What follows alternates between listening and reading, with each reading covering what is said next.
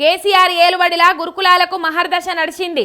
సర్కారు బళ్ళల్లా English medium తోటి కొత్త కాలొచ్చింది. గట్ల సర్కారు బళ్ళు చక్కగా నడుస్తే ప్రైవేటు బళ్ళు కాలేజీలు నడిపించేటోళ్ళు ఏం కావాలి?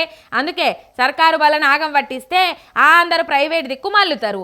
నేను ఓనయ్యో సర్కారు బళ్ళకు కాలేజీలకని పిలగాండ్లు ప్రైవేట్లకు పోతారని ఏమన్నా ప్లాన్ వేసుకుందో ఏమో తెలియదు. కానీ ఈ సర్కారు విద్యా సంస్థల మీద సర్కారు పట్టింపు లేనితనం చూస్తే చాలా మందికి గదే అనుమానం వస్తుందట. నియోజకవర్గానికి ఇంటర్నేషనల్ బడి పెడతాం అని పొంకనాలు కొట్టుడు కాదు, ఉన్న బళ్ళల్లో సౌలతులు చేసి పిల్లగాండ్లకు చదువు చెప్ప సరిపడా టీచర్లను పెడితే చాలు అని అంటున్నారు.